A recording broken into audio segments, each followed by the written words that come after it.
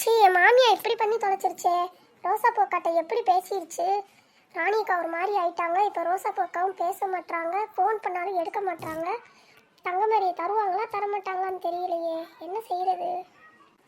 ஏட்டி மருமோளே, வயிறு பசிக்குதுடி, ஏதாவது சாப்பாடு கொடு.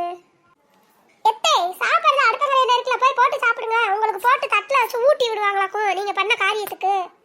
அப்படி நான் என்னடி பண்ணேன்? பெரிய பொல்லாத காரியத்தை பண்ணிட்டேன். உண்மையை தானடி சொன்னேன். அவ தங்கமரியும் சோனி 2 பிள்ளை பெத்தால, 2 பிள்ளை பெத்தால. ராணிக்கு பிள்ளை இல்லைன்னு சொன்னது ஒரு தப்பா? ஓடி போடி இவளே. ஆஹா, உங்களை வீட்டில் உட்கார வச்சு வாய்க்கு ருசியாக சமைச்சு போட்டு உங்களை நல்லா பார்த்துக்கிறோம்ல நானும் உங்கள் மைனும். அதனால நீங்கள் இதுவும் பேசுவீங்க, இதுக்கு மேலேயும் பேசுவீங்க. இன்னைக்கு வரட்டும், உங்கள் மகன் வரட்டும். 2ல் 1 நான் பார்த்துடுறேன். பாரு நீயா நானான்னு பார்த்துடுவோம்.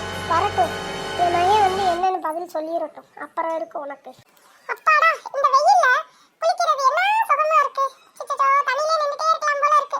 இந்த அம்மா கிட்ட சொல்லி எங்கயாவது ஃபால்ஸ் கூட்டி போமான்னு சொல்லணும்.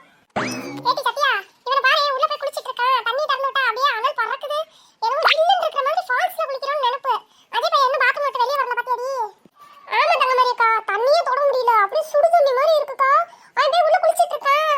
அவன் 3 மணி நேரமா குளிக்கிறான். தெரியுமா, தெரிஞ்சு தொடப்பக்கட்ட பிஞ்சிச்சு.